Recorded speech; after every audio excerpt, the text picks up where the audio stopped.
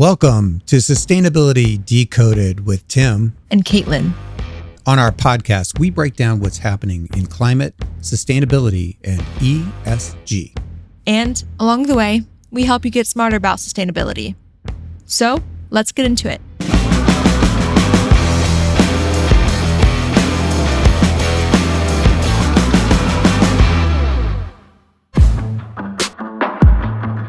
We're excited to talk to a legend in sustainability and a leading authority on corporate purpose.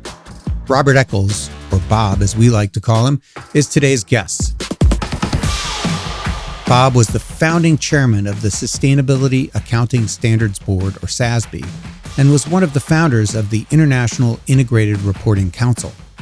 On the show, we talked to Bob about translating activism into action and why topics that are not sexy, like accounting and corporate reporting, are critical to creating change. In this episode, Bob also plays somewhat of a co-host. Bob talks to our resident vegan, Caitlin, about how young people like her are dealing with climate anxiety and how they talk about things they don't agree on. Never ask a guy who's an OG to do an introduction about how they got here, because that'll take up half the podcast. Well, I'm sorry, you can cut it all. No, it's great. I mean, I'm too old to ask me. It's like, how do I summarize the last 50 years? I know. I think it's fantastic. You've told me before that one of the motivations for you in this space is that you're an old hippie and that you have some sort of left-leaning tendencies in your life, which is fantastic. But I just noted the synergy between kind of how maybe some of those personal motivations that brought you to this space are now being replicated in like Caitlin's generation. When you see millennials really want to change the world through business, and perhaps that's a motivation you had back then, and now you have your own generation of millennials in your own family who are actually trying to live that life as well. I mean, the little joke I tell that you referred to. So, I was a child of the 60s and I was an activist and I had a beard and it wasn't gray and I had a ponytail. It was fabulous. I need pictures for a ponytail. I wish my wife won't let me have a man bun, so I'm depressed about that. But now I think of myself, I'm a capital market activist, right? So what are the mechanisms by which you can create change at a system level? And reporting is clearly one, and standards for reporting is clearly one. And that's kudos to GRI, because they were really the first group, that was into this. Right. So GRI, that's the Global Reporting Initiative. GRI provides the global standards for sustainability reporting. It helps organizations be transparent and take responsibility for their impact. For me, it's been kind of like it's sort of like my life's work, but it's not how I lead my life as much. I mean, I'm not vegan, right? I mean, I have a Tesla instead of a, Hummer or something like that. But what I see in my children, particularly in the youngest two, and then with, a lot of their peers, I mean, this whole question of sustainability is really part of their life. Yep. And you can see why, right? I mean, if I'm lucky, maybe I'll be around in 2050. I won't be conscious enough to recognize it. Probably I'll be almost 100 or something. But Bob, it's you'll like, be eternal. You're immortal. I've become a vampire. It's like it's not that far away. And I see that, and I can feel their sense of urgency. And then I look at things. So like my kind of toolkit is an institutional one, because that's where I have relationships and that's where people know me. But then I look at more grassroots things that I find interesting. I mean, like everything, they've got their issues. I'm intrigued by Extinction Rebellion. Extinction Rebellion is an international movement for climate justice. They use nonviolent civil disobedience to demand governments to act urgently on our climate crisis. And I've thought about, I've never figured this out, if you could kind of mobilize sort of the millennials to understand and care about boring things like fiduciary duty and corporate reporting, and that companies should have a statement of purpose and published by the board of directors, and put pressure on the places where they work. And if their, mother or father is a senior executive in the place, put pressure on them. Then you kind of have this top-down strategy, which I do, is I go and I talk to these people and say, do this and that. But then if you've got the whole millennial generation, kind of pushing up, with a loud voice, but I don't know how to mobilize that, because the topics, that I deal with are pretty arcane and not zippy. But if there was ways to do that, then I think, it's good. I think in many ways, we don't necessarily have the knowledge that the older generation has about the system and how it works.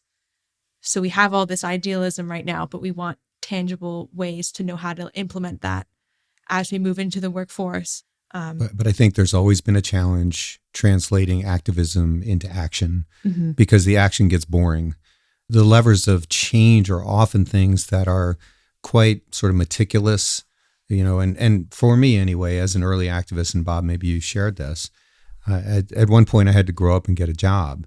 And at that point I said, I'm going to get a job that serves the environment. I'm an environmentalist. I care deeply about this topic. And that created choices throughout my education, throughout my career, of finding positions that increasingly had more and more power to change things. And I continue to do that. And I think one of the things that I find really inspiring throughout the career is that eventually it became evident that you had more power to change things within companies than from outside. When I first started my career, you could either be a regulator or work in a nonprofit, that companies weren't to be trusted. But now things have changed and companies are actually doing more to protect people on the planet than governments, and they have a broader reach across the planet. That wasn't the case when I started. And where we are today, and I think what's phenomenally interesting, is that we have the entire global commerce system sort of waking up to the fact that sustainability is in fact part of financial risk and, frankly, opportunity. I do think that there's much more consciousness about, are you making the world a better, worse place? While at the same time, you may be doing good things and producing products and services. So I think that's been good, and that's fairly recent. I think that this issue around standards for reporting on performance is fundamental. It's boring, but it's fundamental. We take accounting standards for granted, but there's this baseline of kind of reality, a socially constructed reality of financial performance that we all take for granted. But you kind of more or less believe a company's financial statements because there's some regulation behind it and there's an auditor behind it. So getting to the point where you've got that same quality of information for what a company is doing around, carbon emissions and climate change and use of water and DE&I and, living wage, versus minimum wage. I think having standards like that will have the same quality internal control and measurement systems as financial information, can be audited, are trusted by the people who use it, can be integrated into the report. But I'd say of the things that I'm super excited about, and I think we've got this window of opportunity with the SEC, the International Sustainability Standards Board, and what's going on in the EU, we could lay the foundation over the next year or two for something as important as the creation of accounting standards back in the 30s. Okay, so Bob just mentioned the International Sustainability Standards Board, also known as the ISSB. The ISSB was created out of demand from international investors. These investors wanted high-quality, reliable, and comparable reporting from companies on climate and other ESG matters. The ISSB was created by the IFRS, or the International Financial Reporting Standards Foundation. I know, so many acronyms. So GRI, Global Reporting Initiative, I was CEO for a while, started as an activist movement. It was shaking your fist at corporations saying, what are you doing? Why are you polluting our environment? We need to know. And so it created a global standard where companies voluntarily disclose all this information. And that is now sort of commonplace. 92% of the S&P 500 release sustainability reports. S&P 500 is short for Standard & Poor's 500. The S&P 500 tracks the performance of the 500 largest public companies in the U.S. That's not new. We probably hit peak sustainability reporting. The new is that it's crossing over into the mainstream of global commerce, and you're seeing capital market regulations. You mentioned the Securities and Exchange Commission has a regulation that's been proposed, all sorts of movements to make this mainstream. Now, as that's happening, there's friction, right? Mm-hmm. The folks that started this movement as an activist movement are saying, wait a minute, we want you to report on much more than just what is financially material, what's going to impact your bottom line. We want to know what your total impact to the world is. And we're seeing that tension. I know you published an article where you got just a lot of the trolls and haters that were saying, you've sold out. You're giving up to the man. You're going to the financial materiality side. What's your view on all that? How do you square the circle of financial materiality and caring about people on the planet? Before Bob answers that, let's listen to him decode the term materiality. So essentially, in a financial reporting context, materiality is information that would matter to an investor in making their decisions. And it can be financial or it can be non-financial. In the U.S., it's something called Regulation SK. But the definition of materiality is what's important to the investor from, do I want to buy this stock or not? Right? Is this company going to be able to create value or not? And then there's the big question about time frame.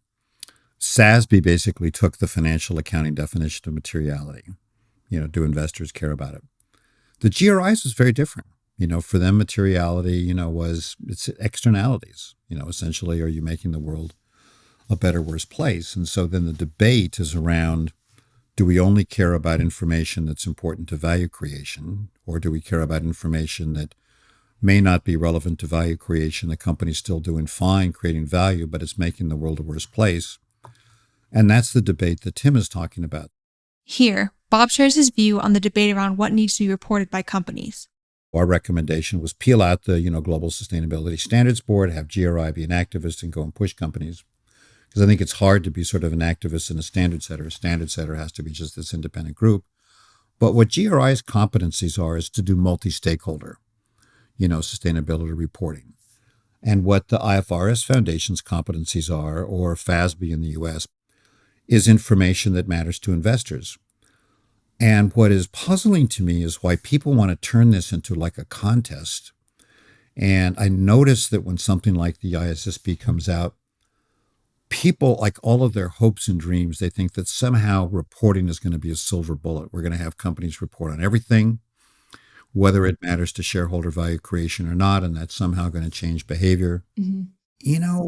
Reporting is not setting targets, and it's not holding people accountable. It's not how compensation gets based. It's not whether the board gets it or not, what the investors are doing. Here, Bob is schooling us on why standards should be global. Since we recognize, and there's a lot of research that's been done, that the material ESG issues, sustainability issues, also matter to value creation, and we can come back to the double materiality, you need the same thing. So if you're an investor and it's a French chemical company or an American chemical company or Japanese chemical company, you want to have a metric. So take carbon emissions, if we want to use that. I don't want to have one way that a U.S. company is reporting on its carbon emissions and another way a European company is, another way a Chinese company is. So getting that global baseline is really, really important. Otherwise, you don't have apples to apples comparisons. It's really that simple. But if I could also jump in, what I think is happening at a macro level is that the financial markets are actually realizing that the issues of people on the planet, so-called sustainability, have become part of the financial system, that you can't ignore what's happening around you any longer because those factors impact the company. Yep. I mean, I can remember when I first started in corporate responsibility, let's just say it didn't have a ladder to the C-suite. Yep. Probably first on the layoff list. It was always considered, what do you do again? I mean, I wrote a whole book about this, about how to survive and thrive when you're the tree hugger in the corporate world. And I can remember going on, investor road shows. I worked for a very progressive company at the time, Intel, and they would include the corporate responsibility guy, me, on these investor road shows. And I'd go into these investors and the socially responsible investors. They all wanted to hear everything I had to say. But if you ever got to an institutional investor, they'd look at you like you had a third eye in your forehead. Yeah, like, why are you here? Yeah. That's what's changed. All of a sudden, the institutional investors realize that there is, you used the words value creation. There's value in sustainability metrics. And that's why this whole alphabet soup of sustainability disclosure has become so very dynamic and so topical, and everybody's confused and trying to learn about it. But the reason is, in my view anyway, that it's crossed the threshold from activism, where it's been for decades, into mainstream global commerce. And that's what's so exciting to me, because I think of that as success. I think that There are others who see it as selling out kind of failure, that as this crosses over into global commerce, we're going to leave a lot of stuff out that could impact people. And how is that a good thing? So, I know you've been in the center of that debate. It's often referred to as single versus double materiality, single being, the financial aspects of sustainability, double materiality being not just financial, but impacts to people on the planet. I mean, how do you come out on that debate? Where are you on that? So I'd say it's interesting when you look at the people that are kind of objecting to this going mainstream. Like, why would they object? Okay, don't let the perfect be the enemy of the good. Maybe we're not taking account of everything, but we're taking account of a lot more. And a lot of these single materiality things are actually double materiality as well. So it's not like you can code them as like 0, 1. I think for them, it's in their role of being kind of the challengers or the activists in their terms, they have to become more shrill, right? Because otherwise they'll say, I don't want to look like the people that I sold out. So Bob sold out, so I'll scream at Bob and I can use his platform. But this kind of gives me sort of identity and sort of kind of continues to establish who I am in the space of kind of professional critics. And look, it's good to have professional critics. But what is your theory of change? What is your theory of change? They don't have one. Yeah. They can carpet me. They can carpet the ISSB, and they can feel good about themselves. It's like, okay, boys and girls, why don't you go to the streets with Extinction Rebellion? That I respect. Okay. Yep. That I respect.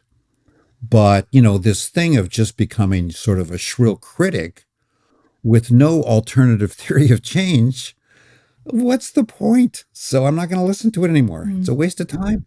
You might, in fact, say it's a little bit sad because it took so long for us to realize that climate change was, in fact, here. It was, in fact, bad. It was, in fact, causing financial implications to companies, so much so that we have to create standards and regulate and create a whole alphabet soup around that.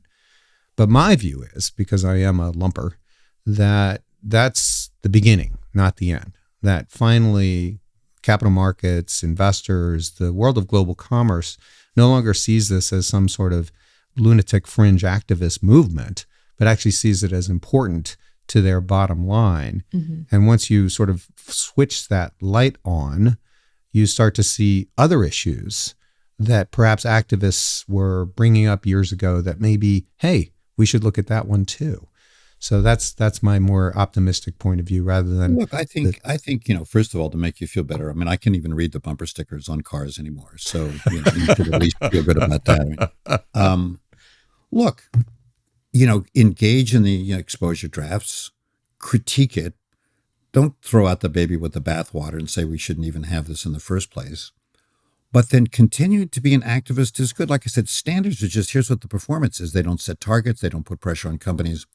So I would say to the activists, you should be happy.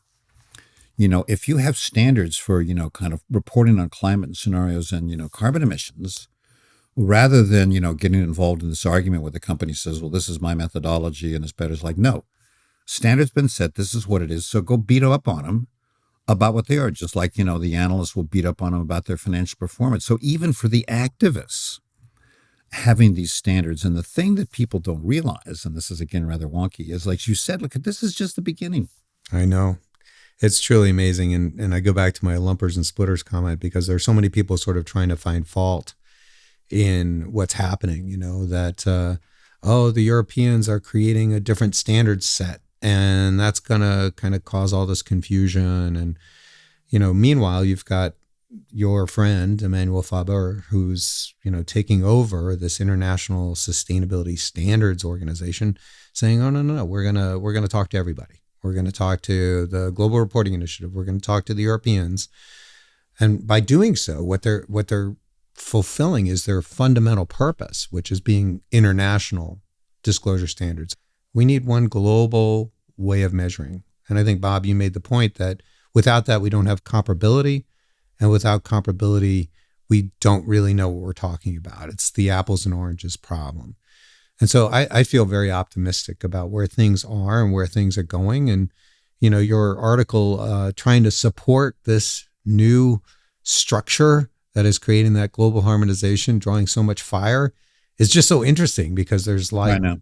there's just these camps out there that have kind of built the walls around them and they want to fight.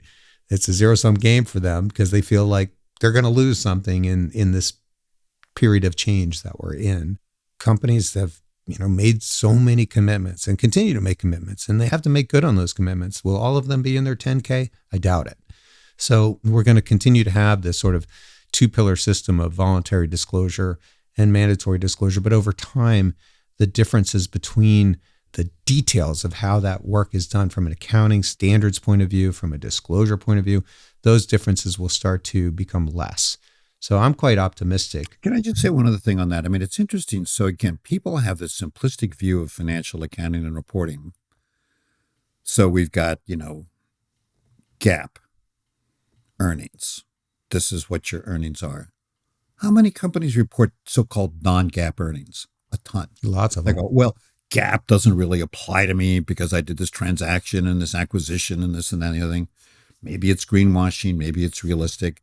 So companies have got the accounting standards. They report to the accounting standards, and they, on a voluntary basis, even with financial information, they report non-GAAP earnings. They give you sales by product line when they don't have to. They give you sales by geography when they won't have to. So there's nothing about having standards for sustainability reporting that is going to preclude companies from reporting on other aspects of their sustainability performance that they think are important that the standards don't capture. It's never going to be 100%, just like it is with financial reporting standards. Well, as we run short on time, I'd love to kind of get your final thoughts on how you're feeling overall about the movement. Where is it going? Are you optimistic, pessimistic?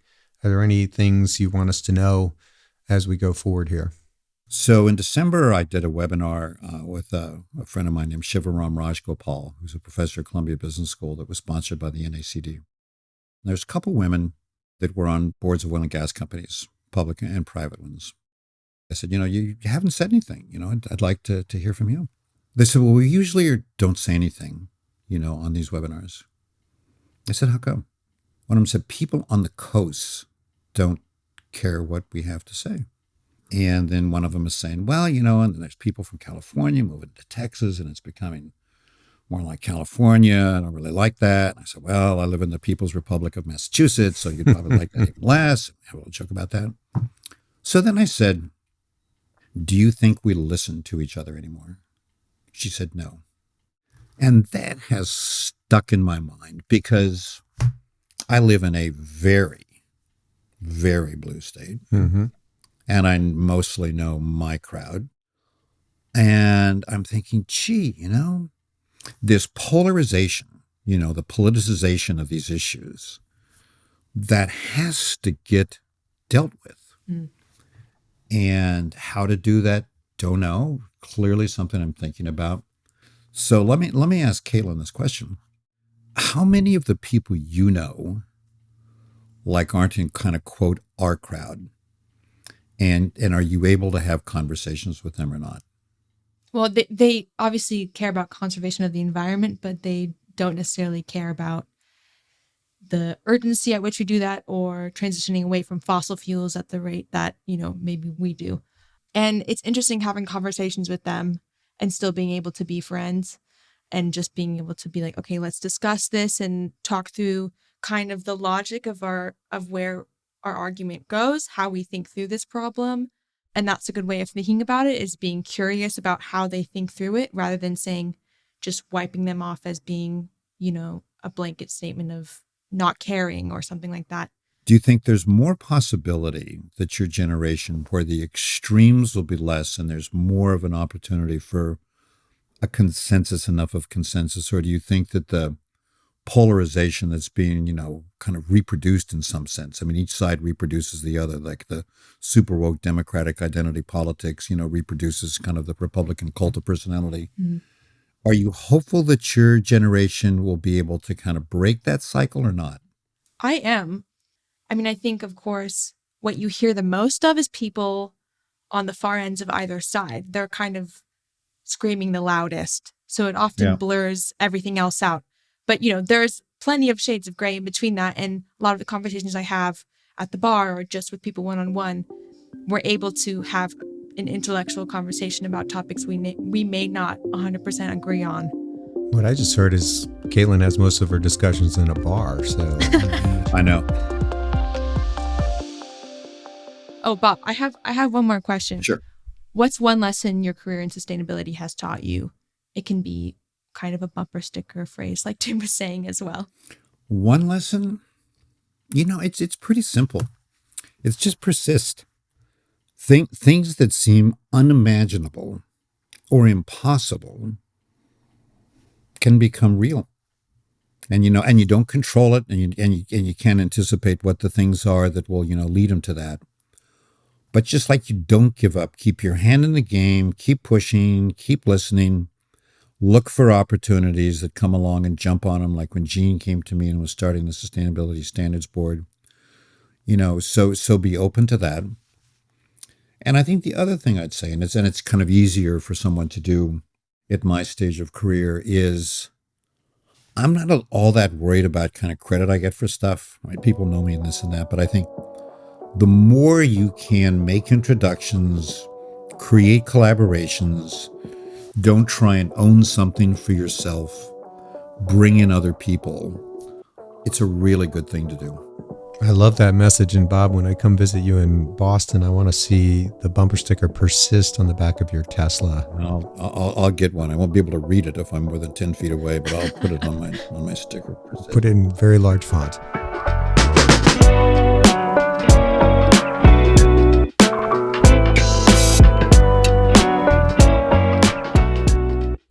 Wow, Caitlin, talk about an OG. Bob is incredible. Such history. What did you think? Yeah, I think Bob is truly the godfather of ESG. He's so interesting. He has such an extensive background. I mean, it's just truly impressive with over 50 years of experience in the field. I think in some ways, it feels like almost a pass the torch, kind of like passing this knowledge on. And, we have a lot to learn. That was just tremendous. And I'm super excited that we've had such a good launch to our journey here on Sustainability Decoded. Yeah, it's just exciting. Thanks so much to Bob as well for joining us. Thank you, Bob. You've been a fantastic guest.